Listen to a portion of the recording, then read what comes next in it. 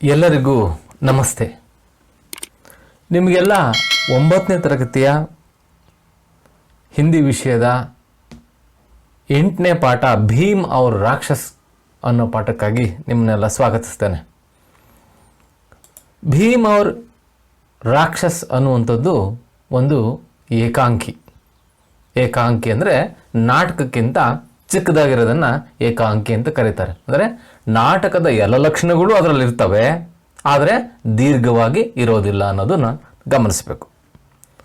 ಈ ಪಾಠನ ನೋಡೋದಕ್ಕಿಂತ ಮುಂಚೆ ಈ ಪಾಠವನ್ನು ಕಲ್ತ್ಕೊಳ್ಳೋದ್ರಿಂದ ನಮಗಾಗುವ ಲಾಭಗಳೇನು ಅಥವಾ ಯಾವ ಉದ್ದೇಶಗಳನ್ನ ಇಟ್ಕೊಂಡು ನಾವು ಈ ಪಾಠವನ್ನು ಅಧ್ಯಯನ ಮಾಡಬೇಕು ಅನ್ನೋದ್ರ ಕಡೆಗೂ ಕೂಡ ಗಮನ ಹರಿಸೋಣ. ಮೊದಲನೇದಾಗಿ ಭಾಷಾ ಕೌಶಲ್ಕ ವಿಕಾಸ್ ಕರ್ನ ಅಂದರೆ ಭಾಷೆಯ ಕೌಶಲ್ಯಗಳೇನಿದಾವಲ್ಲ, ಆಲಿಸುವುದು, ಮಾತನಾಡುವುದು, ಬರೆಯೋದು, ಓದೋದಿದಾವಲ್ಲ, ಈ 4 ಹಿಂದಿನಲ್ಲಿ ಸುಬೋಪಲಿ ಅಂತ ಸಂಕ್ಷಿಪ್ತವಾಗಿ ಕರಿಬಹುದು ನಾವು. ಸು ಅಂದರೆ ಸುನನ, ಬೋ ಅಂದರೆ ಬೋಲ್ನ, ಪ ಅಂದರೆ ಪಡ್ನ, ಲಿ ಅಂದರೆ ಲಿಖ್ನ ಅಂತ. ಯಾವುದೇ ಒಂದು ಭಾಷೆಯನ್ನು ಕಲಿಬೇಕಾದ್ರೆ ಈ 4 ಕೌಶಲ್ಯಗಳು ಅತ್ಯಂತ ಅವಶ್ಯಕ. ಈ 4 ಕೌಶಲ್ಯಗಳು ನಮ್ಮ ಕೈವಶ ಆದರೆ ಆ ಭಾಷೆ ನಮ್ಮ ಹಿಡಿತಕ್ಕೆ ಬರುತ್ತೆ. ಹಾಗಾಗಿ ನಾವು ಈ ಹಿಂದಿಯನ್ನು ಕಲೀಲಿಕ್ಕೆ ಹೊಂಟಿದ್ದೀವಿ ಅಂದಾಗ ಈ ಭಾಷಾ ಕೌಶಲ್ಯಗಳನ್ನು ಗಮನದಲ್ಲಿಟ್ಕೊಂಡು ನಾವು ಮುಂದುವರಿಬೇಕು. ಅಂದರೆ ಪಾಠವನ್ನು ಮೊದಲು ಶ್ರದ್ಧೆಯಿಂದ ಕೇಳಿಸ್ಕೊಳ್ಬೇಕು. ಇದು ಮೊದಲನೇದು. ಕಲಿಕೆಯ ತಾಯಿ ಆಲಿಸುವಿಕೆ ಅಂತ ಹೇಳ್ತಾರೆ. ಅಂದರೆ ನೀವು ಸರಿಯಾಗಿ ಆಲಿಸಿದರೆ ಅರ್ಧ ನಿಮಗೆ ಬಂದಂಗೆ ಅಂತ. ಹಾಗಾಗಿ ಇಲ್ಲಿ ನೀವು ಆಲಿಸ್ಬೇಕು, ನಿಮ್ಮ ಪಾಠ ನೋಡ್ಕೋಬೇಕು, ಅಕ್ಷರಗಳನ್ನು ಗಮನಿಸಬೇಕು, ಮಂದಟ್ಟು ಮಾಡ್ಕೊಂಡು ಹೋಗಬೇಕು. ಇದು ಮೊದಲನೇದು. ಇನ್ನು ಎರಡನೇದು ಪೂರ್ವಜ್ಞಾನಕ್ಕೆ ಜಾಂಚ್ ಕರ್ನ ಅಂದರೆ ಪೂರ್ವಜ್ಞಾನ, ಹಿಂದಿಂದನ್ನು ನೆನಪು ಮಾಡ್ಕೊಂಡು ಮುಂದಕ್ಕೆ ಹೋಗೋದು. ಇತಿಹಾಸ ಗೊತ್ತಿರುವವನು ಭವಿಷ್ಯವನ್ನು ಚೆನ್ನಾಗಿ ಕಟ್ತಾನೆ ಅನ್ನುವಂಥ ಒಂದು ಮಾತಿದೆ. ಅಂದರೆ ನಾವು ಮುಂದೆ ಹೋಗಬೇಕಾದ್ರೆ ಹಿಂದಿಂದನ್ನು ನೆನಪಿಟ್ಕೊಳ್ಬೇಕು, ಆಗ್ಲೇ ಅದಕ್ಕೊಂದು ಬಿಗಿ ಬಂಧ ಏರ್ಪಡುವಂಥದ್ದು. ಹಾಗಾಗಿ ಈ ಪಾಠವನ್ನು ನಾವು ಅಧ್ಯಯನ ಮಾಡಬೇಕಾದ್ರೆ ಹಿಂದಿನ ಅನೇಕ ಸಂಗತಿಗಳನ್ನು ಪುನರ್ ನೆನಪು ಮಾಡ್ಕೊಳ್ತಾ ಮುಂದೆ ಸಾಗುವಂಥದ್ದು. ನೆಕ್ಸ್ಟು ಹಿಂದಿ ಭಾಷಾಕ್ಕೆ ಪ್ರತಿ ರುಚಿ ಉತ್ಪನ್ನ ಕರ್ನ, ಹಿಂದಿ ಭಾಷೆಯ ಬಗ್ಗೆ ಆಸಕ್ತಿಯನ್ನು ಹುಟ್ಟಿಸ್ಕೊಳ್ಳೋದು. ಅಂದರೆ ನಾವೀಗ ಇಡೀ ಈ ಹಿಂದಿ ವಿಷಯವನ್ನು ಕಲಿಯುವಂಥದ್ದೇ ನೀವು ಆ ಹಿಂದಿ ಭಾಷೆಯನ್ನು ಕಲಿಬೇಕು ಅನ್ನೋ ಕಾರಣಕ್ಕಾಗಿ. ಆ ಪಾಠಗಳು ಒಂದು ನೆಪ, ಅಲ್ಲಿ ಮೌಲ್ಯಗಳಿವೆ, ಆದರೂ ಕೂಡ ಭಾಳ ಮುಖ್ಯವಾದಂಥ ನಮ್ಮ ಗುರಿ ಏನಪ್ಪ ಅಂದರೆ ಹಿಂದಿ ಭಾಷೆಯನ್ನು ಕಲಿಬೇಕು ಅನ್ನುವಂಥದ್ದು.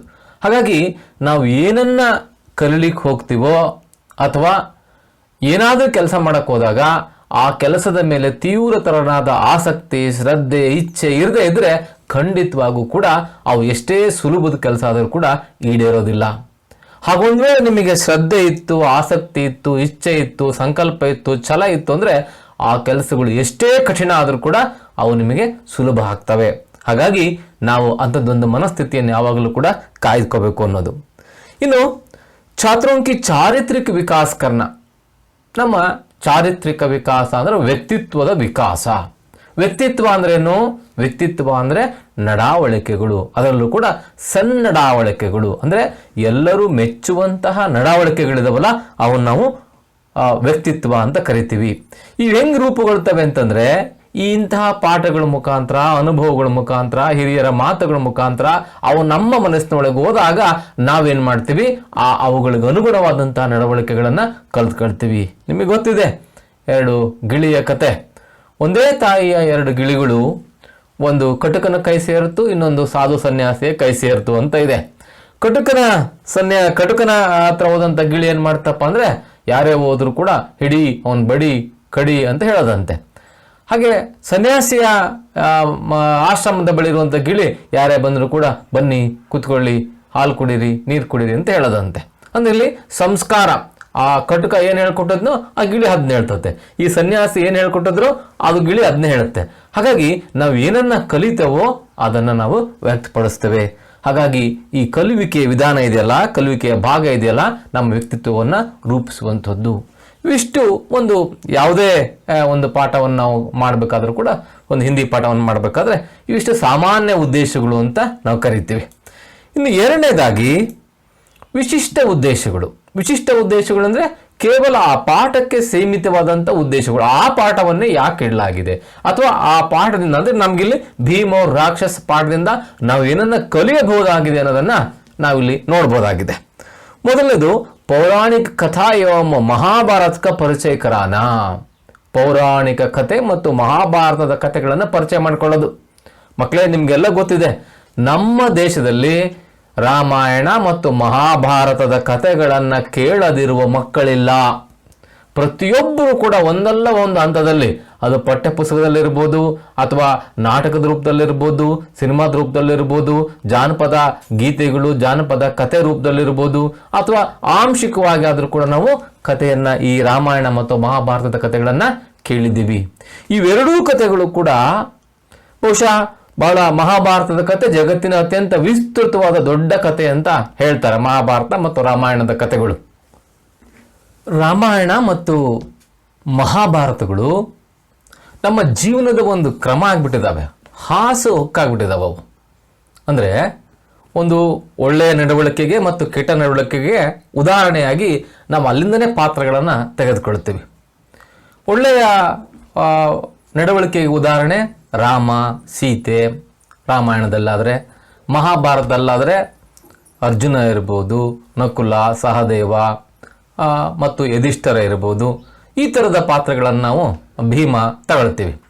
ಅದಕ್ಕೆ ನೆಗೆಟಿವ್ ಆಗಿ ತಗೊಳ್ಳೋದಾದರೆ ಕೀಚಕ, ಕಂಸ, ಇಂಥವನ್ನು ಮುಂತಾದವುಗಳನ್ನು ನಾವು ತೆಗೆದುಕೊಳ್ತೀವಿ. ಅವು ಮಾತಿನಲ್ಲೇ ಬಳಸ್ಬಿಡ್ತಾರೆ, ಅಷ್ಟರ ಮಟ್ಟಿಗೆ ಅವು ನಮ್ಮ ಮೇಲೆ ಪ್ರಭಾವವನ್ನು ಬೀರಿವೆ. ಹಾಗಾಗಿ ಈ ಏಕಾಂಕಿಯ ಮೂಲಕ ನಾವು ಪೌರಾಣಿಕ ಕಥೆ ಮತ್ತು ಮಹಾಭಾರತದ ಪರಿಚಯವನ್ನು ಕೂಡ ನಾವು ಸಂಕ್ಷಿಪ್ತ ಮಾಡ್ಕೊಳ್ಬೋದಾಗಿದೆ. ಬಹಳ ಮುಖ್ಯವಾಗಿ ಮಹಾಭಾರತದ ಕಥೆ ಯಾಕಪ್ಪ ಅಂದರೆ, ಇದು ಮಹಾಭಾರತದ ಕಥೆಯ ಒಂದು ಭಾಗವೇ ಆಗಿದೆ. ಭೀಮ್ ಅವ್ರ ರಾಕ್ಷಸ ಅಂತೇಳಿ, ಬಕಾಸುರನ ವಧೆ, ಬಕಾಸುರ ಅನ್ನುವಂಥ ರಾಕ್ಷಸನನ್ನ ಸಂಹರಿಸುವಂಥ ಒಂದು ಘಟನಾವಳಿಯನ್ನು ಇಟ್ಕೊಂಡು ವಿಷ್ಣು ಪ್ರಭಾಕರ್ ಅವರು ಇಲ್ಲೊಂದು ಏಕಾಂಕಿಯನ್ನು ಮುಂದೆ ಕೊಟ್ಟಿದ್ದಾರೆ. ನೆಕ್ಸ್ಟು, बकासुर से ब्राह्मण परिवार में आतंक और कुंती द्वारा सांत्वन को समझेंगे. ಬಕಾಸುರನ ಮೂಲಕ ಬ್ರಾಹ್ಮಣ ಪರಿವಾರಕ್ಕೆ ಸಿಗಬಹುದಾದಂಥ ಒಂದು ಸಾಂತ್ವನ ಮತ್ತು ನಿವಾರಿಸಬಹುದಂಥ ಆತಂಕಗಳ ಬಗ್ಗೆಯನ್ನು ಕೂಡ ನಾವಿಲ್ಲಿ ಗಮನವನ್ನು ಹರಿಸ್ತೇವೆ ಅಂತ. ಅಂದರೆ ದುಷ್ಟ ಶಿಕ್ಷಣೆ, ಶಿಷ್ಟ ರಕ್ಷಣೆ ಅನ್ನುವಂಥದ್ದು ಒಂದು ಮಾತಿದೆ. ದುಷ್ಟರಿಗೆ ಶಿಕ್ಷೆ ಆಗಬೇಕು, ಶಿಷ್ಟರು ಅಂದರೆ ಒಳ್ಳೆಯವರು, ಒಳ್ಳೆಯವರಿಗೆ ರಕ್ಷಣೆ ಸಿಗಬೇಕು ಅನ್ನುವಂಥ ಆ ಮಾತಿನ ಅನ್ವಯ ಇಲ್ಲಿ ಬ್ರಾಹ್ಮಣ ಪರಿವಾರಕ್ಕೆ ಒಂದು ರಕ್ಷಣೆಯನ್ನು, ದುಷ್ಟರಾದಂತಹ ಆ ಬಕಾಸುರನ ಅಂತ್ಯವನ್ನು ನಾವಿಲ್ಲಿ ಕಾಣಬಹುದು ಅಂತ. ಮುಂದುವರೆದು, ಭೀಮ್ ದ್ವಾರ ಬಕಾಸುರ ಕಾ ವಧ್, ಅಸತ್ಯ ಪರ್ ಸತ್ಯ ಕಿ ಜೀತ್.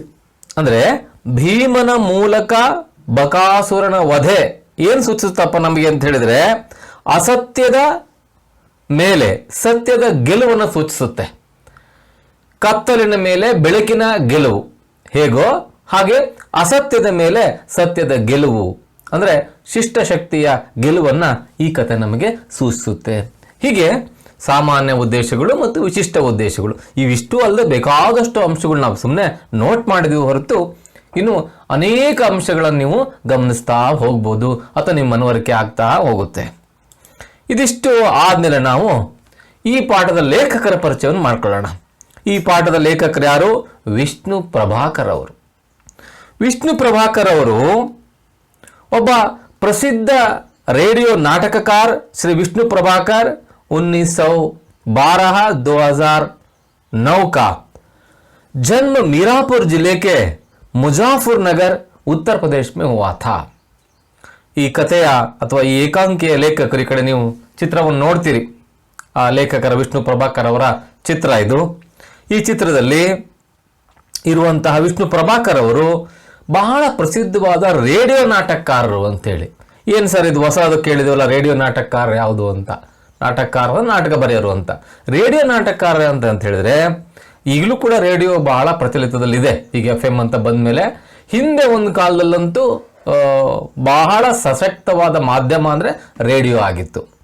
ಆಗ ರೇಡಿಯೋಗಳ ಮುಖೇನ ನಾಟಕಗಳನ್ನು ಬಿತ್ತರಿಸಬೇಕಾದ್ರೆ ಅದಕ್ಕೆ ಅದರದ್ದೇ ಆದಂಥ ಒಂದು ಸಿಂಬಾಲಿಕೆಗಳು ಇರ್ತಾ ಇದ್ದು. ಈಗ ದೃಶ್ಯವನ್ನು ಕಟ್ಟಿಕೊಡ್ಬೇಕಾದ್ರೆ ಅನೇಕ ಸರಿ ಏನಾಗ್ತಿತ್ತಪ್ಪ ಅಂದ್ರಲ್ಲಿ ನಾಟಕ ದೂರದರ್ಶನದಲ್ಲಿ ಏನಾಗ್ತದಪ್ಪ ಅಂದ್ರೆ ನಮ್ಮ ಹಾವಭಾವ ಅಥವಾ ನಮ್ಮ ಮೇಕಪ್ ಇಂದಾಗಿನೇ ಗೊತ್ತಾಗ್ಬಿಡೋದು ಯಾವ ಪಾತ್ರ ನಾನು ಮಾಡ್ತಾ ಇದ್ದೀನಿ ಅಂತ. ಆದರೆ ಆಕಾಶವಾಣಿಯಲ್ಲಿ ಅದು ಗೊತ್ತಾಗೋದಿಲ್ವೇ, ಕೇಳಬೇಕಲ್ವಾ? ಅದಕ್ಕೇನು ಮಾಡಬೇಕು, ಅದಕ್ಕೆ ತಕ್ಕನಾದಂತಹ ತಂತ್ರಗಳನ್ನ ರೂಢಿಸ್ಬೇಕಾಗುತ್ತೆ. ನಾನು ಭೀಮಾ ಅಂದ್ರೆ ಅಲ್ಲಿ ಕೇಳುಗರಿಗೆ ಗೊತ್ತಾಗುತ್ತೆ ಇದು ಭೀಮನ ಪಾತ್ರ ಅಂತ. ಅದು ಇಲ್ಲಿ ನಾಟಕದಲ್ಲಿ ಅಥವಾ ದೃಶ್ಯ ಮಾಧ್ಯಮದಲ್ಲಿ ಅದರ ಅವಶ್ಯಕತೆ ಇಲ್ಲ. ಅವನ ಗದೆ, ಅವನಿಗೆ ಹಾಕಿರೋ ಕಿರೀಟ, ಆ ಡ್ರೆಸ್ಗಳೇ ಇವನು ರಾಕ್ಷಸ, ಇವನು ಭೀಮ ಅಂತ ಗೊತ್ತಾಗ್ಬಿಡ್ತತೆ. ಇದಕ್ಕೆ ಕೆಲವು ತಂತ್ರಗಾರಿಕೆಗಳನ್ನು ಕೂಡ ಮಾಡಬೇಕಾಗುತ್ತೆ.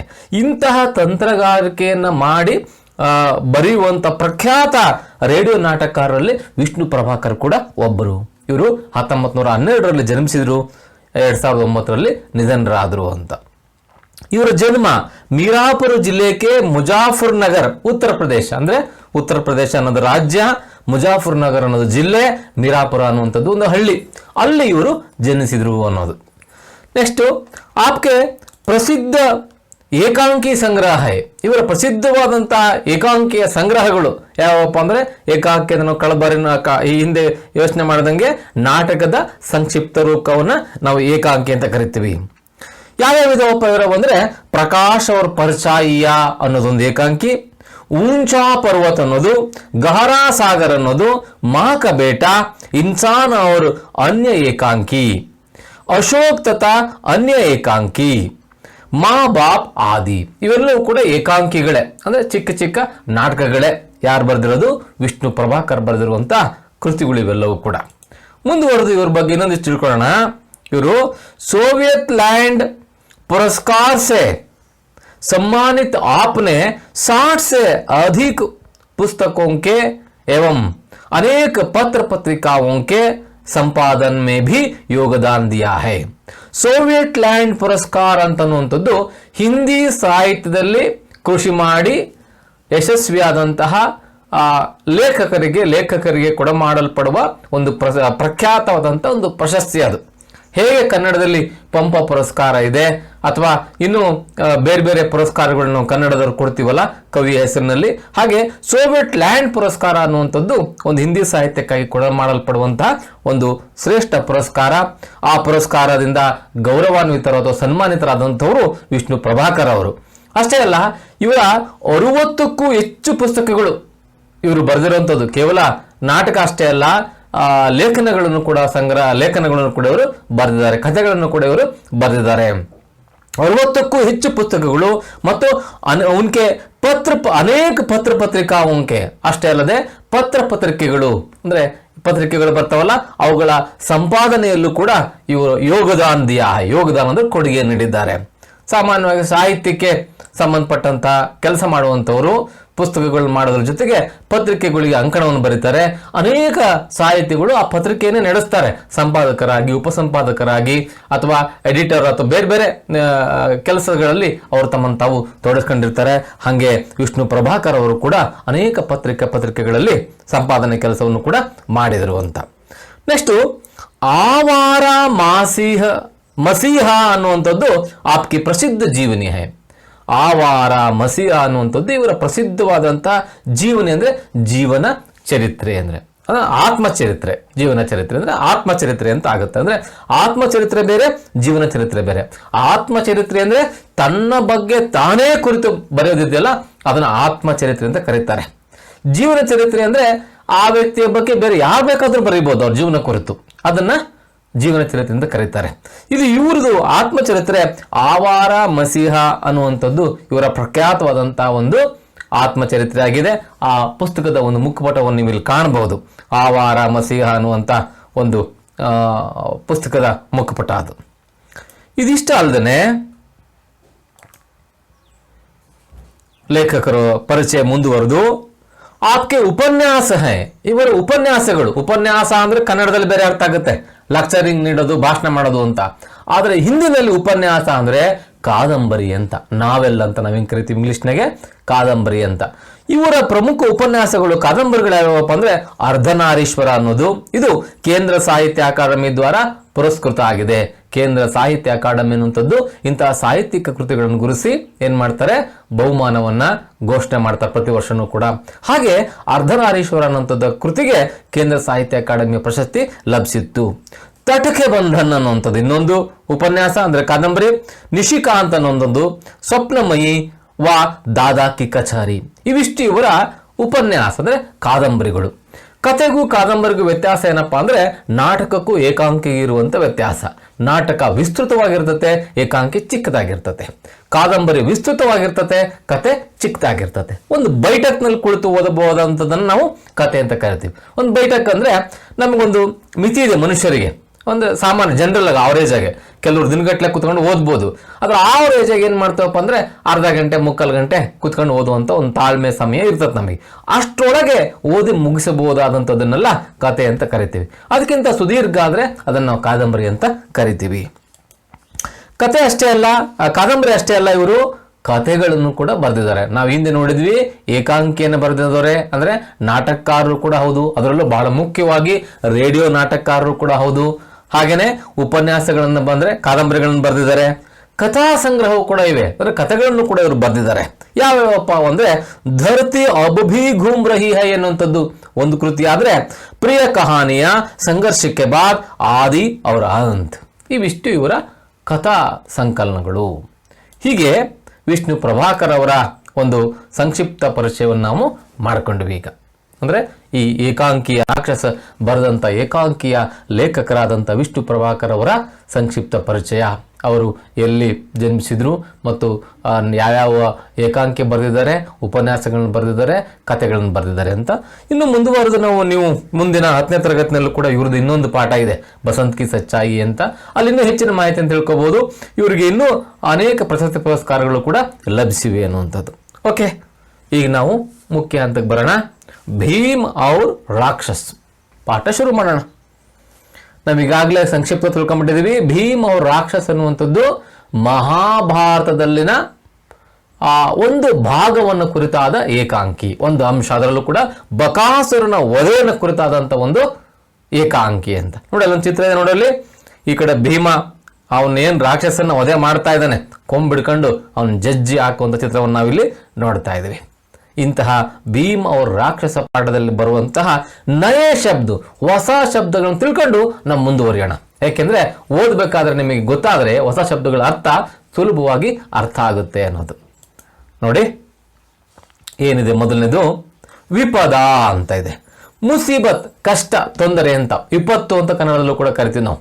ವಿಪದ, ವಿಪತ್ತು, ಮುಸೀಬತ್, ಕಷ್ಟ ಅಂತ ಅರ್ಥ ಆಗುತ್ತೆ. ಎರಡನೇದು ರಂಜಾನ. ರಂಜಾನ, ರಂಜಾನ್ ಒಂದೇ ವರ್ಡ್ ಅಲ್ಲ, ಅದು ರಂಜಾನ್ ಅಂದ್ರೆ ಬೇರೆ ಅರ್ಥ ಆಗುತ್ತೆ. ರಂಜಾನ ಅಂದ್ರೆ ಮಗ್ನ ಹೋನ, ದಿಲ್ ಬಹಲಾನ. ಕನ್ನಡದಲ್ಲಿ ಮಗ್ನನಾಗು, ತಲ್ಲಿನನಾಗು, ಮಾರು ಹೋಗು, ಮೋಹಗೊಳ್ಳು ಅಂತನೂ ಕೂಡ ಅರ್ಥ ಇದೆ.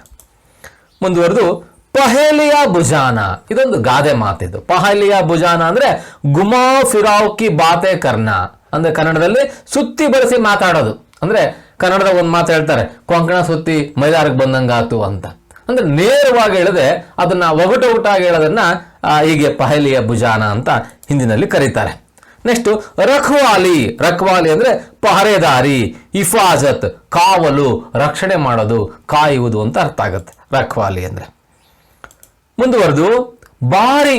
ಬಾರಿ ಅಂದ್ರೆ ಕ್ರಮವಾರ ಸ್ಥಿತಿ, ಕ್ರಮವಾಗಿ, ಅನುಕ್ರಮವಾಗಿ, ಕಂಟಿನ್ಯೂಸ್ ಆಗಿ, ಒಂದರ ನಂತರ ಒಂದು ಬರುವಂತಹ ಅಂತ ಅರ್ಥ. ಬುಗುತನ. ಬುಗುತನ ಅಂದ್ರೆ ಜೇಲ್ನ, ಅನುಭವಿಸು. ಅಂದ್ರೆ ಯಾವುದಾದ್ರೂ ಕಷ್ಟ ಅಥವಾ ಸುಖವನ್ನ ನಾವೇ ಅನುಭವಿಸೋದು ಅಥವಾ ಅದನ್ನ ಒಳಗು ಮಾಡ್ಕೊಳ್ಳೋದನ್ನ ಬುಗುತನ ಅಂತ ಕರೀತಾರೆ. ನೆಕ್ಸ್ಟ್ ಉಜಾಡ್ನ. ಬರ್ಬಾದ್ ಕರ್ನ, ಹಾಳು ಮಾಡು. ಬರ್ಬಾದ್ ಅಂದ್ರೆ ಹಾಳು ಮಾಡು, ನಾಶ ಮಾಡು, ಕೆಡಿಸು ಅಂತ ಅರ್ಥ ಆಗುತ್ತೆ. ಅಜೀಬ್, ವಿಚಿತ್ರ, ವಿಲಕ್ಷಣ. ಕನ್ನಡದಲ್ಲೂ ಕೂಡ ನಾವು ಹಂಗೆ ಬಳಸ್ತೀವಿ, ವಿಚಿತ್ರ, ವಿಲಕ್ಷಣ ಅಂತ. ಅಂದ್ರೆ ಯಾವುದು ಸಹಜವಾಗಿಲ್ಲವೋ ಅದು ವಿಚಿತ್ರ ಅಂತ. ಅಂದ್ರೆ ನಮ್ಗೊಂದೇನೋ ಒಂದು ಕಲ್ಪನೆ ಇರ್ತದೆ, ಈ ವಸ್ತು ಹಿಂಗಿದೆ ಅಥವಾ ಈ ವ್ಯಕ್ತಿ ಹಿಂಗಿರ್ಬೇಕು ಅಂತ. ಆ ನಮ್ಮ ಕಲ್ಪನೆಯನ್ನ ಮೀರಿ ಏನಾದ್ರೂ ಬೇರೆ ತರ ಇದ್ರೆ ಅದನ್ನ ವಿಚಿತ್ರ ಅಥವಾ ವಿಲಕ್ಷಣ ಅಂತ ಕರಿತೀವಿ. ಸಬ್ರ್ ಸಹನಶೀಲತಾ, ಧೀರಜ್ ಅಂದ್ರೆ ಸಹನಶೀಲತೆ ಅಥವಾ ಧೈರ್ಯ. ಸಬ್ರ್ ಅಂದ್ರೆ ಧೈರ್ಯ ಅಂತ ಅರ್ಥ ಆಗುತ್ತೆ. ಮುಂದುವರೆದು ಉತಾವಲ ಜಲ್ದ್ಬಾಜ್, ಉತ್ಸುಕನಾಗು, ಕುತೂಹಲ ಭರಿತನಾಗು ಅಂತ ಅರ್ಥ ಆಗುತ್ತೆ ಉತಾವಲ ಅಂತಂದ್ರೆ. ಫಾಂಕ್ನ ಮೂಹುಮೆ ಡಾಲ್ನ, ಬಾಯಿಗೆ ಹಾಕೊಳ್ಳೋದು ಅಂತಾರೆ, ಬಾಯಿಗೆ ಎಸ್ಕೊಳ್ಳೋದು. ಹಿಂಗೆ ನಾವು ಶೇಂಗಾ ಬೀಜ, ಕಡಲೆ ಬೀಜ ಹಿಂಗೆ ನೀವು ಒಂದೊಂದೇ ತಗೊಂಡು ಹಿಂಗೆ ಎಸ್ಕೊಳ್ತಾರೆ ನೋಡ್ರಿ, ಅದನ್ನ ಫಾಂಕ್ನ ಅಥವಾ ಮೂಹುಮೆ ಡಾಲ್ನ ಅಂತ ಆಗತ್ತೆ. ಬಹಕಾನ ಚಕಮಾ ದೇನಾ, ಧೋಕಾ ದೇನಾ, ಮೋಸ ಮಾಡು, ವಂಚಿಸು ಅಂತ ಬಹಕಾನ ಅಂದ್ರೆ. ಜಬಾನ್ ಸಂಭಾಲ್ನಾ ಅಂತ. ಜಬಾನ್ ಸಂಭಾಲ್ನಾ ಅಂದ್ರೆ ಬೋಲ್ನೆ ಮೇ ಉಚಿತ್ ಅನುಚಿತ ಕಾ ವಿಚಾರ ಕರ್ನಾ, ಮಾತನಾಡುವುದರಲ್ಲಿ ಯೋಗ್ಯ ಅಥವಾ ಸೂಕ್ತವಲ್ಲದ ವಿಚಾರಗಳ ಬಗ್ಗೆ ಯೋಚನೆ ಮಾಡಿ ಮಾತಾಡೋದು ಅಂತ. ಕನ್ನಡದಲ್ಲಿ ಇದನ್ನ ಬಳಸ್ತಾರೆ ಏನಂತ, ನಾಲಿಗೆ ಬಿಗಿ ಹಿಡಿದು ಮಾತನಾಡೋದು ಅಂತ. ಏನಾದರೂ ನಿಮ್ಮನ್ನ ಬೈದ್ರೆ ಇದು ಮಾಡ್ರೆ, ಹುಷಾರ್ ನಾಲ್ಗೆ ಬಿಗಿಡ್ದು ಮಾತಾಡು ಅಂತಾರೆ. ನಾಲ್ಗೆ ಬಿಗಿಡ್ಕೊಂಡ್ರೆ ಮಾತಾಡಕ್ಕೆ ಬರ್ಬೇಕಲ್ಲ. ಅದರ ಅರ್ಥ ನಾಲ್ಗೆ ಬಿಗಿಡ್ಕೊಳ್ಳೋದು ಅಂದ್ರೆ ಏನು, ಯೋಚನೆ ಮಾಡಿ ಯಾವುದು ಸರಿ ಯಾವುದು ತಪ್ಪು ಅನ್ನೋದನ್ನು ತಿಳಿದು ಮಾತನಾಡೋದು ಅಂತ ಅರ್ಥ. ಅದಕ್ಕೆ ಜಬಾನ್ ಸಂಭಾಲ್ಕರ್ ಬೋಲ್ನಾ ಅಂತ ಹಿಂದಿನಲ್ಲಿ ಹೇಳ್ತಾರೆ. ನೆಕ್ಸ್ಟು ಮುಂದುವರೆದು ಸಾಬೂತ್ ಸಬ್ ಸಮೂಚ ಅಂದ್ರೆ ಪೂರ್ಣವಾಗಿ, ಹಿಡಿಯಾಗಿ, ಒಟ್ಟಾರೆ, ಟೋಟಲ್ ಸಾಬೂತ್ ಅಂತ. ಶರಾರತ್ ದುಷ್ಟತ, ಶೈತಾನಿ, ದುಷ್ಟತನ, ರಾಕ್ಷಸೀಯ ಕೆಲಸ, ರಾಕ್ಷಸೀಯ ಕೃತ್ಯ ಅಂದ್ರೆ ಕೆಟ್ಟ ಕೆಲಸಗಳನ್ನೇ ಮಾಡೋದಕ್ಕೆ ಶರಾರತ್ ಅಂತ ಕರೀತಾರೆ. ತುಂಟತನ ಅಂತಲೂ ಕೂಡ ಅರ್ಥ ಇದೆ. ತಂಗ್ ಕರ್ಣ ಅಂದ್ರೆ ಪರೇಶಾನ್ ಕರ್ಣ, ಸತಾಯಿಸು, ಕಾಡಿಸು, ಪೀಡಿಸು ಅಂತ ತಂಗ್ ಕರ್ಣ ಅಂತ. ನೆಕ್ಸ್ಟು ಲಾಶ್ ಶವ್, ಹೆಣ ಅಂದ್ರೆ ಯಾವ ದೇಹದಲ್ಲಿ ಜೀವವಿಲ್ವೋ ಅದನ್ನ ಹೆಣ ಅಂತ ಕರಿತೀವಿ, ಲಾಶ್ ಅಥವಾ ಶವ್ ಅಂತ. ಹಕ್ಲಾನ ರುಕ್ ರುಕ್ ಕರ್ ಬೋಲ್ನಾ, ತೊದಲು ನುಡಿ. ಹಕ್ಲಾನ ಅಂದ್ರೆ ಒಂದೊಂದು ಎರಡು ಮೂರು ಸಂದರ್ಭಗಳಲ್ಲಿ ಬರ್ತದೆ. ಅಂದ್ರೆ ನಮಗೇನು ಮಾತಾಡಬೇಕು ಅಂತ ತಿಳಿದೇ ಇದ್ದಾಗಲೂ ಕೂಡ ತೊದಲು ನುಡಿ ಬರ್ತದೆ. ಇನ್ನು ಮಕ್ಕಳು ಸಹಜವಾಗಿಯೇ ಭಾಷೆಯನ್ನು ಕಲಿಬೇಕಾದ್ರೆ ತೊದಲು ನುಡಿತಾರೆ. ಇನ್ನು ಕೆಲವು ತೀರಾ ದುಃಖ ಆದಾಗಲೂ ಕೂಡ ಅಥವಾ ಭಯದಿಂದ ಇದ್ದಾಗಲೂ ಕೂಡ ಮುಂದಿನ ಮಾತುಗಳು ಸರಿಯಾಗಿ ಹೊರಹೊಮ್ಮದೆ ಕಟ್ ಆಗಿ ಬರೋದಿದೆಯಲ್ಲ, ಅದನ್ನ ಹಕ್ಲಾನ ಅಥವಾ ತೊದಲು ನುಡಿ ಅಂತ ನಾವು ಕರಿತೀವಿ. ನೆಕ್ಸ್ಟು ಇವಿಷ್ಟ ಆದ್ಮೇಲೆ ಮುಹಾವರೆಗಳು. ಮುಹಾವರೆ ಅಂದ್ರೆ ಗಾದೆ ಮಾತುಗಳು ಅಂತ. ಗಾದೆ ಮಾತು ಗೊತ್ತಿದೆ ನಿಮಗೆ, ವೇದ ಸುಳ್ಳಾದರೂ ಗಾದೆ ಸುಳ್ಳಾಗದು ಅಂತ. ಗಾದೆ ಮಾತುಗಳು ಜನರ ಅನುಭವದ ನುಡಿಗಳು. ಸಾಮಾನ್ಯವಾಗಿ ಇದನ್ನ ಯಾರೋ ಒಬ್ಬರು ಕುತ್ಕೊಂಡು ಸಾಹಿತಿಗಳು ಬರೆದಂಥದ್ದಲ್ಲ, ಹಂಗೆ ಒಡಮೂಡಿರುವಂಥವು. ಇವೆಂದೂ ಕೂಡ ಸುಳ್ಳಾಗುವಂಥವಲ್ಲ. ಅಂತ ಗಾದೆ ಮಾತುಗಳನ್ನ ನಾವು ತಿಳ್ಕೊಳ್ಳೋದು ಅವಶ್ಯ. ಯಾವುದಾದರೂ ಒಂದು ಭಾಷೆಯ ಮೇಲೆ ನಿಮಗೆ ಹಿಡಿತ ಇದೆಯೋ ಅಥವಾ ಇಲ್ಲವೋ ಅಂತ ಚೆಕ್ ಮಾಡೋದಾದ್ರೆ, ಉದಾಹರಣೆಗೆ ನೀವು ಮ್ಯಾಥಮೆಟಿಕ್ಸ್ನಲ್ಲಿ ನೀವು ಮಾಡಿರೋ ಲೆಕ್ಕ ಸರಿ ಇದೆಯೋ ಇಲ್ವೋ ಅಂತ ಚೆಕ್ ಮಾಡೋಕೆ ಏನು ಮಾಡ್ತೀರಿ? ತಾಳೆ ನೋಡೋದು ಅಂತ ಕರಿತಾರಲ್ಲ, ತಾಳೆ ನೋಡೋದು ಅಂತ ಮಾಡ್ತಿರಲ್ಲ, ಹಾಗೆ ನಿಮಗೆ ಒಂದು ಭಾಷೆಯ ಮೇಲೆ ಹಿಡಿತ ಇದೆಯೋ ಇಲ್ಲ ಅಂತ ನೋಡೋದಾದ್ರೆ ಇಂತಹ ಗಾದೆ ಮಾತುಗಳನ್ನು ಪರೀಕ್ಷಿಸಲಾಗುತ್ತದೆ. ಅಂದರೆ ಅವುಗಳ ಅರ್ಥ ಗೊತ್ತಿದೆಯೋ ಇಲ್ಲ ಅಂತ ತಿಳ್ಕೊಳ್ಳಲಾಗುತ್ತೆ. ಯಾಕೆ ಅಂತಂದರೆ ಅವುಗಳ ಶಬ್ದಶಃ ಅರ್ಥವೇ ಬೇರೆ, ಅವುಗಳ ಆಂತರಿಕ ಅರ್ಥವೇ ಬೇರೆ ಇರ್ತದೆ. ಉದಾಹರಣೆ ಇಲ್ಲಿ ನೋಡೋಣ. ಪಾನಿ ಪಿಲಾನ ಅಂತ ಇದೆ. ಅಂದರೆ ಕನ್ನಡದಲ್ಲೂ ಕೂಡ ಇದೆ ಇದು. ಪಾನಿ ಪಿಲಾನ ಶಬ್ದಶಃ ಹೇಳಿದ್ರೆ ನೀರು ಕುಡಿಸೋದು ಅಂತ. ಹೆಂಗೆ ನೀರು ಕುಡಿಸಿದ್ ನೋಡೋ ಅವನಿಗೆ, ಬಾಯ್ ನೀನು ಸರಿಯಾಗಿ ನೀರು ಕುಡಿಸ್ತೀನಿ ಅಂತ ಹೇಳೋದನ್ನು ಕೇಳಿದೆ. ನೀರು ಕುಡಿಸೋದು ಅಂದ್ರೆ ಅರ್ಥ ಏನು? ಲೋಟ ತಗೊಂಡು ನೀರು ಕುಡಿಸೋದು ಅಂತನಾ? ಅಲ್ಲ, ಅದರ ಅರ್ಥ ಏನು? ಸಬಕ್ ಸಿಖಾನ ಅಂದರೆ ಬುದ್ಧಿ ಕಲಿಸು, ಪಾಠ ಕಲಿಸು ಅವನಿಗೆ. ಇನ್ನೊಂದು ಸಾರಿ ಹಂಗೆ ಮಾಡಿರಬಾರ್ದು, ಹಂಗೆ ನೀರು ಕುಡಿಸಿದ್ ನೋಡು ಅವನಿಗೆ ಅಂತ ಹೇಳ್ತೀವಲ್ಲ, ಹಾಗದು. ನೆಕ್ಸ್ಟ್ ಎರಡನೇದು ಹಿಮ್ಮತ್ ನ ಹಾರ್ನ ಅಂದ್ರೆ ಅಟಲ್ ರಹನ, ಧೈರ್ಯ ಗೆಡದಿರುವುದು. ಹಿಮ್ಮತ್ ನ ಹಾರ್ನ ಅಂದ್ರೆ ಧೈರ್ಯವನ್ನ ಕಳೆದುಕೊಳ್ಳದೆ ಇರುವಂಥದ್ದು. ಮುಂದುವರೆದು ಭಾಗ್ಯ ಫೂಟ್ನ ಬುರಾ ಹೋನ, ದುರಾದೃಷ್ಟ. ಭಾಗ್ಯ ಫೂಟ್ನ ಅಂದ್ರೆ ಹಣೆ ಬರಹ ಕೆಟ್ಟು ಹೋಗೋದು ಅಂತ ಮಾತನಾಗೆ ಹೇಳ್ತಿರ್ತಾರೆ ಹಳ್ಳಿನಲ್ಲಿ. ಅಯ್ಯೋ ನನ್ನ ಹಣೆ ಬರನೇ ಸರಿ ಇಲ್ಲ ಬಿಡಪ್ಪ ಏನಂತ. ಅದರ ಹಿಂದಿನಲ್ಲಿ ಭಾಗ್ಯ ಫೂಟ್ ಗಯ, ಮೇರ ಭಾಗ್ಯ ಹಿ ಫೂಟ್ ಗಯ ಅಂತ ಮಾತಾಡ್ತಾರೆ. ಕನ್ನಡ ಹಿಂದಿಲಿ ಎರಡು ಹೆಚ್ಚು ಕಡಿಮೆ ಹಂಗೆ ಇದೆ. ನೆಕ್ಸ್ಟ್ ಆಗ್ ಬಬೂಲಾ ಹೋನ ಅಂತ ಇದೆ. ಆಗ್ ಬಬೂಲಾ ಹೋನ ಅಂದ್ರೆ ಅದರ ಅರ್ಥ ಕ್ರೋಧಿತ್ ಹೋನ ಅಂತ. ಕನ್ನಡದಲ್ಲೂ ಕೂಡ ಕಣ್ಣು ಕೆಂಪಗಾಗು ಅಂತ ಅರ್ಥ ಆಗುತ್ತೆ. ಒಂದು ಗಾದೆ ಮಾತನ್ನ ಹೇಳಿದಾರೆ, ಕಣ್ಣು ಕೆಂಪಗಾಗು ಅಂತ. ಕಣ್ಣು ಕೆಂಪಗಾಗೋದು ಅಂದ್ರೆ ಕಣ್ಣನ್ನು ಕೆಂಪು ಮಾಡ್ಕೊಳ್ಳೋದು ಅಂತ ಅರ್ಥ ಅಲ್ಲ. ಉದಾಹರಣೆ ವಾಕ್ಯದಲ್ಲಿ ಬಳಸೋದಾದ್ರೆ, ವಿದ್ಯಾರ್ಥಿಗಳು ಗಲಾಟೆ ಮಾಡುವುದನ್ನು ಕಂಡ ಅಧ್ಯಾಪಕರ ಕಣ್ಣು ಕೆಂಪಗಾಯಿತು. ಇಲ್ಲಿ ಕಣ್ಣು ಕೆಂಪಗಾತು ಅಂದ್ರೆ ಅರ್ಥ ಏನು? ಸಿಟ್ಟಾದ್ರು ಮೇಷ್ಟ್ರು ಅಂತ ಅರ್ಥ ಆಗುತ್ತೆ. ಹಾಗೆ ಆಗ ಬಬೂಲ ಹೋನ ಅಂದರೆ ಕ್ರೋಧಿತ್ ಹೋನ, ಕಣ್ಣು ಕೆಂಪಗಾಗು ಅಂತ. ರೋ ಪೀಟ್ನ ಅಂದರೆ ದುಃಖ ಸೆ ಸಮಯ ಕಾಟ್ನ, ಹತ್ತು ಕರೆಯೋದು, ಅಳೋದು. ಯಾರೋ ಅಂದರೆ ಏನದು ಆಲಾಪ, ಒಂದು ಏನಾದ್ರು ದುಃಖಿತರಾದಂತಹ ಯಾರನ್ನಾದ್ರನ್ನ ಹೊತ್ತಿರದವ್ರನ್ನ ಕಳ್ಕೊಂಡ್ರೆ ಅವಾಗ ಅಯ್ಯೋ ನನಗಿದ್ದವನೇ ಒಬ್ಬ ಮಗಪ್ಪ ಸತ್ತೋಗ್ಬಿಟ್ಟ, ಈಗೇನು ಮಾಡೋದು ಅಂತ ಅಳೋದೊಂದು ಪ್ರಲಾಪನೆಯನ್ನು ಕೇಳ್ತೀವಲ್ಲ, ಅದನ್ನು ರೋಪೀಟ್ನ ಅಂತ ಕರೀತಾರೆ ಹಿಂದಿನಲ್ಲಿ. ಇದಿಷ್ಟು ಆದಮೇಲೆ ಮಕ್ಕಳೇ ನಾವೀಗ ಏನು ಮಾಡೋಣ, ಭೀಮ ರಾಕ್ಷಸ್ ಪಾಠದ ಒಂದು ಮಾಡೆಲ್ ರೀಡಿಂಗ್, ಒಂದು ಆದರ್ಶ ವಾಚನವನ್ನು ಮಾಡೋಣ. ಒಂದು ಕೆಲಸ ಮಾಡಿ, ನೀವು ಇಲ್ಲಿ ಸ್ಕ್ರೀನನ್ನು ನೋಡ್ತಾ ಗಮನಿಸಿ, ಇಲ್ಲದೆ ಹೋದರೆ ನಿಮ್ಮ ಪಠ್ಯಪುಸ್ತಕದಲ್ಲಿ ಪೆನ್ಸಿಲ್ ಹಿಡ್ಕೊಂಡು ಗಮನಿಸಬೇಕು. ನಾನು ಬರೀ ಓದ್ಕೊಳ್ತಾ ಹೋಗ್ತೀನಿ, ಆಮೇಲೆ ಇದರ ವಿಶ್ಲೇಷಣೆಯನ್ನು ಮಾಡೋಣ. ಫಸ್ಟ್ ಓದೋದಿದು ಹೆಂಗೆ ಓದೋದು ಅನ್ನೋದು, ಯಾಕೆಂದರೆ ನಮ್ಮ ಭಾಷಾ ಕೌಶಲ್ಯಗಳಲ್ಲಿ ಓದೋದು ಕೂಡ ಒಂದೇ ಅಲ್ವಾ. ಓದೋದನ್ನು ನೀವು ಕಲ್ತ್ಕೊಂಡ್ರೆ ಅದರೊಳಗಿನ ಅರ್ಥವನ್ನು ತಿಳ್ಕೊಳ್ಳಿಕ್ಕೆ ಸಾಧ್ಯ ಆಗುತ್ತೆ. ಹಾಗಾಗಿ ಮೊದಲು ಓದೋದು. ಈ ಏಕಾಂಕಿಯಲ್ಲಿ ಬರುವಂಥ ಪಾತ್ರಗಳ ಪರಿಚಯವನ್ನು ಮೊದಲು ಮಾಡ್ಕೊಳ್ಳೋಣ. ಏಕಾಂಕಿ ಅಂದರೆ ಕಡಿಮೆ ಪಾತ್ರಗಳು, ಒಂದೆರಡು ದೃಶ್ಯಗಳಲ್ಲಿ ಮುಗಿದೋಗ್ತವೆ. ಇಲ್ಲಿ ಬರವೇ 4 ಅಥವಾ 5 ಪಾತ್ರಗಳು. ಒಂದೇದು ಬ್ರಾಹ್ಮಣ ಅಂದ್ರೆ ಯಾರಪ್ಪ ಅಂದರೆ ಘರ್ಕ ಮಾಲೀಕ್, ಒಂದು ಬ್ರಾಹ್ಮಣ ಪರಿವಾರ, ಮನೆಯ ಯಜಮಾನ ಅವನು ಬ್ರಾಹ್ಮಣ. ಇನ್ನೊಂದು ಬ್ರಾಹ್ಮಣಿ ಅಂದರೆ ಬ್ರಾಹ್ಮಣನ ಹೆಂಡತಿ. ಬ್ರಾಹ್ಮಣ್ ಪುಲ್ಲಿಂಗ, ಬ್ರಾಹ್ಮಣಿ ಸ್ತ್ರೀಲಿಂಗ. ಬ್ರಾಹ್ಮಣಕಿ ಪತ್ನಿ, ಅವನ ಬ್ರಾಹ್ಮಣನ ಹೆಂಡತಿ. ಇವೆರಡು ಪಾತ್ರ ಆದಮೇಲೆ ಕುಂತಿ. ಯಾರು ನಿಮಗೆ ಗೊತ್ತಿದೆ, ಕುಂತಿ ಮಹಾಭಾರತದಲ್ಲಿ ಬರುವಂಥ ಪ್ರಮುಖ ಪಾತ್ರಧಾರಿ, ಭೀಮ್ ಕಿ ಮಾತಾ. ಇಲ್ಲಿ ನಮ್ಮ ಏಕಾಂಕಿಯಲ್ಲಿ ಬರುವ ಹೀರೋ ಇದನ್ನಲ್ಲ, ಹೀರೋ ಅಂದರೆ ನಾಯಕ ಬರುತ್ತಾನಲ್ಲ, ಕಥೆಯ ನಾಯಕ ಇದನ್ನಲ್ಲ, ಭೀಮನ ತಾಯಿ. ಇನ್ನು ಕಥೆಯ ಕೇಂದ್ರ ಬಿಂದು ಯಾರಪ್ಪ ಅಂದರೆ ಭೀಮ ಕುಂತಿಕ ಪುತ್ರ, ಕುಂತಿಯ ಮಗ. ಇನ್ನು ಹೇಳೋದಾದ್ರೆ ನಿಮಗೆ ಪಾಂಡವರಲ್ಲಿ ಭೀಮನು ಕೂಡ ಒಬ್ಬ. ಇನ್ನೊಂದು ಪಾತ್ರ, ಒಂದು ಹೀರೋ ಇದ್ಮೇಲೆ ಒಂದು ವಿಲನ್ ಪಾತ್ರ ಇರಲೇಬೇಕಲ್ವೇ. ಹಾಗೆ ಇಲ್ಲಿ ಈ ಘಟನೆಯಲ್ಲಿ ವಿಲನ್ ಯಾರಪ್ಪ ಅಂತಂದ್ರೆ ಬಕಾಸುರ, ಅಂದರೆ ಅವನೊಬ್ಬ ರಾಕ್ಷಸ ಬಕಾಸುರ.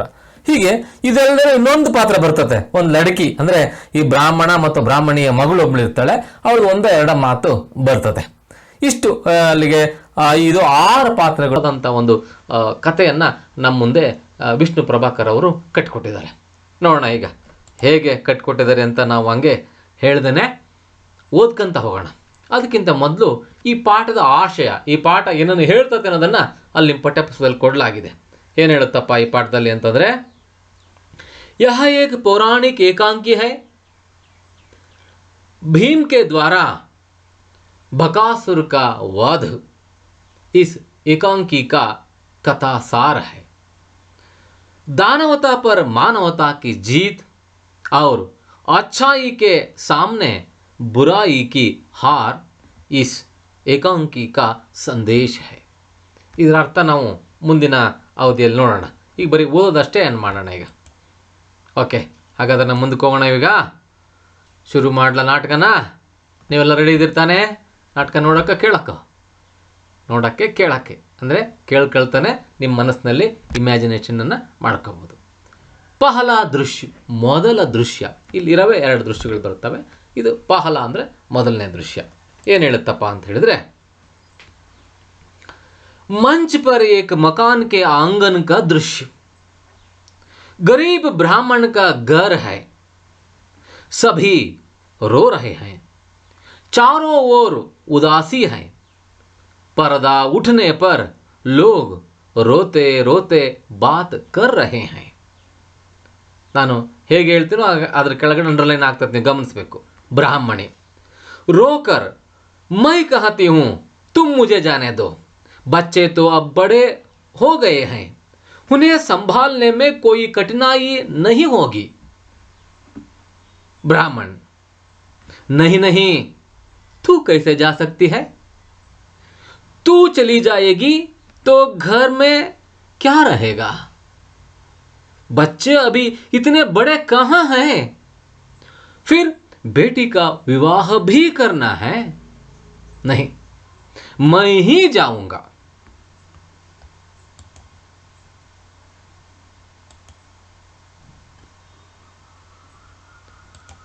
ब्राह्मणी, अजी तुम कैसे जाओगे? तुम चले गए तो घर का सहारा ही चला जाएगा। नहीं, मैं ही जाऊंगी।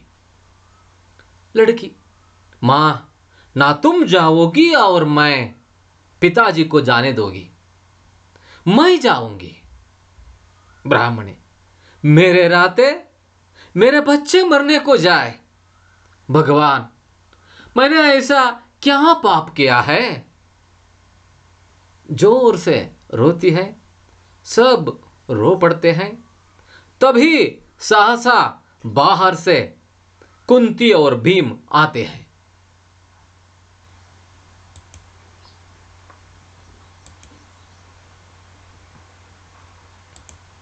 कुंती, क्या बात है? तुम सब क्यों रो रहे हो? भीम, कहां जाना है तुम्हें? क्या विपदा आ पड़ी? कुंती, अरे भाई, हुआ क्या? कुछ बताओ। कोई नहीं बोलता, उसी तरह रोते रहते हैं। भीम, हाँ हाँ, रोना बंद करके बात बताओ।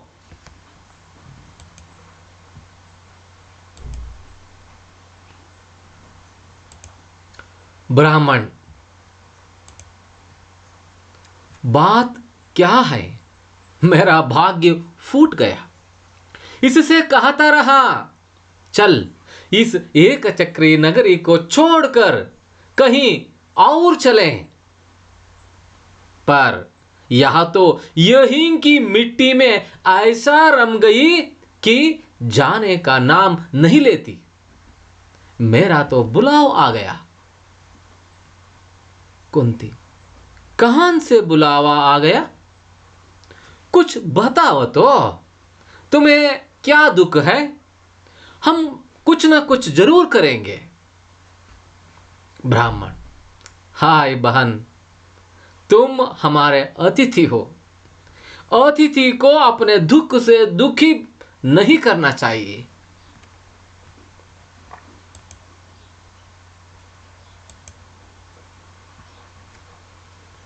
कुंती, अच्छा, तुम ना बताओ, मैं अपनी बेटी से पूछती हूं। बेटी से, हां बेटी, बताओ तो क्या बात है? ब्राह्मणी, अजी बता क्यों नहीं देते? ये परदेशी है, उस राक्षस की कहानी का इन्हें क्या पता? ब्राह्मण, हां, हम लोग उसे बक कहते हैं, वैसे उसका पूरा नाम बकासुर है। भीम, ओहो, बकासुर, फिर वह क्या करता है?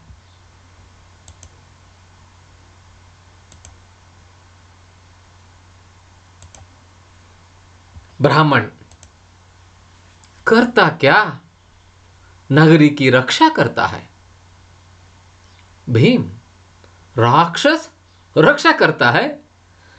रक्षा करता है तो तुम रोते क्यों हो? क्या वहां अब जा रहा है या तुमसे कुछ अपराध हो गया है? ब्राह्मण, ना बहन, कुछ अपराध नहीं हुआ। भीम, तुम पहेलियां बुझा रहे हो। ऐसा कौन राक्षस है जो नगरी की रक्षा करता है? क्या यहां कोई राजा नहीं है?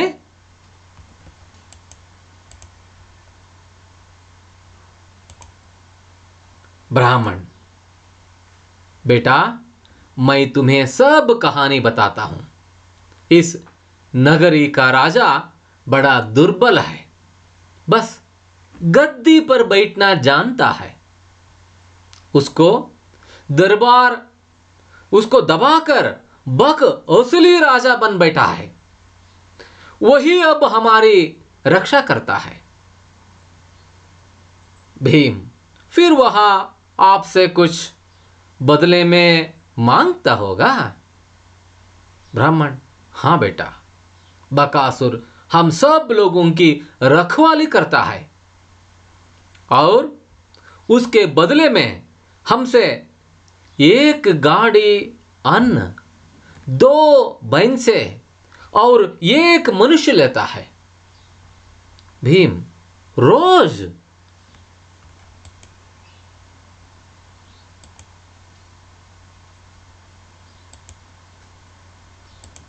ब्राह्मण, हाँ बेटा, रोज लेता है। नगर के सब लोगों ने मिलकर बारी बांध ली है। जब जिसकी बारी आती है तब वही यह सब सामान भेजता है। भीम, तो अब समझ में आया, आज तुम्हारी बारी है। अरे, तो पहले ही क्यों न बता दिया देता? ब्राह्मण, सब लोग अपनी बारी भुगतते हैं। ना भुगते तो वह राक्षस सारे नगर को उजाड़ दे, हजारों मनुष्यों को एक साथ खा जाए। भीम, और जो कोई अपनी जगह दूसरा आदमी भेज दे?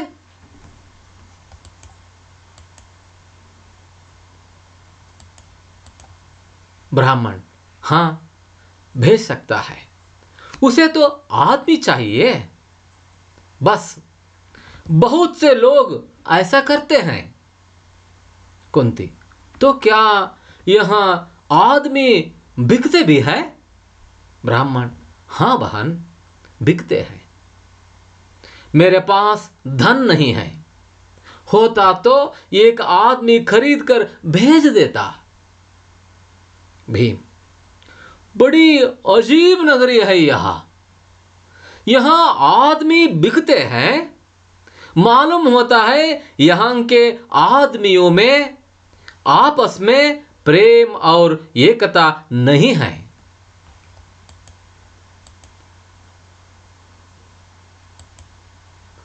कुंती, लेकिन ऐसे तुम कब तक उस राक्षस का पेट भरते रहोगे?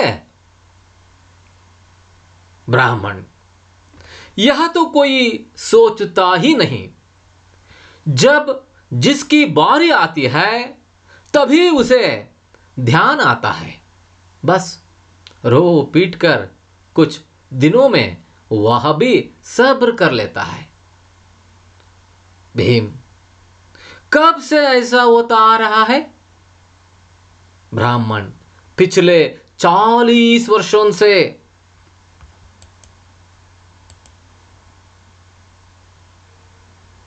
भीम, हंसकर, बड़े बहादुर हो तुम लोग। अरे, 40 वर्षों में कोई एक भी आदमी ऐसा नहीं पैदा हुआ जो उस राक्षस को पाठ पढ़ा सकते हो। अगर तुम हिम्मत करो तो उसे मार सकते हो। कुंती, सुनो भाई, तुम चिंता मत करो।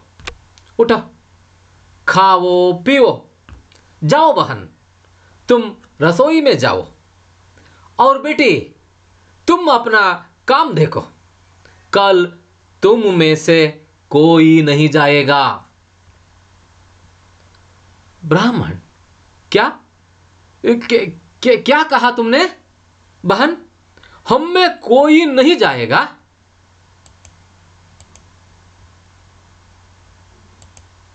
कुंती, हां, तुम में से कोई नहीं जाएगा। ब्राह्मण, तो कौन जाएगा? कुंती, मेरा यह बेटा, मेरे तो 5 बेटा है ना। ब्राह्मण तत्काल, नहीं नहीं, यह नहीं हो सकता। हमारी बारी हो और तुम्हारा बेटा जाए। कुंती, अब तुम चुप रहो। क्यों बेटा, तुम तैयार हो ना?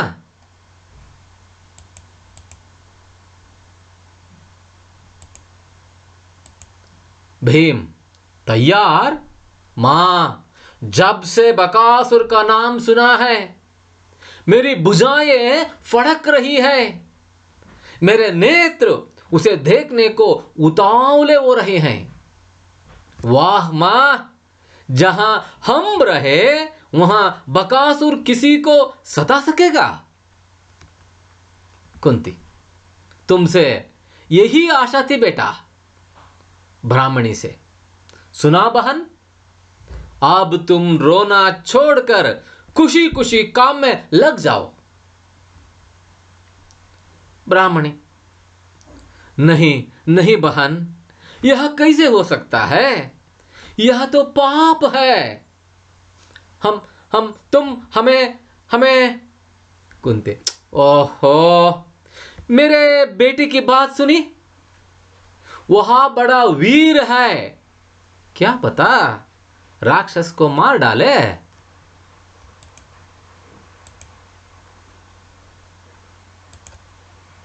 ब्राह्मण, राक्षस को मार डाले? बात तो तुम्हारी बहन प्रिय लगती है। ब्राह्मणी, तुम्हारा दिल बहुत बड़ा है बहन, भगवान तुम्हारे बेटे की रक्षा करेगा। लड़की, बुआ बुआ, तुम कितनी अच्छी हो। कुंती हंसती हुई, पगली, जा रसोई में मां की मदद कर। और भीम, तू जा कल की तैयारी कर। भीम, चलो मां। वे तीनों एक ओर अंदर तथा भीम और कुंती दूसरी ओर बाहर जाते हैं। पर्दा ಗಿರ್ತಾ है। ಇದಿಷ್ಟು ಮಕ್ಕಳೇ ಒಂದು ದೃಶ್ಯವನ್ನ ನಾವು ನೋಡಿದ್ವಿ. ಇನ್ನೊಂದು ದೃಶ್ಯವನ್ನು ನಾವು ಮುಂದಿನ ಅವಧಿನಲ್ಲಿ ನೋಡೋಣ. ಅಲ್ಲಿವರೆಗೂ ನಮಸ್ತೆ.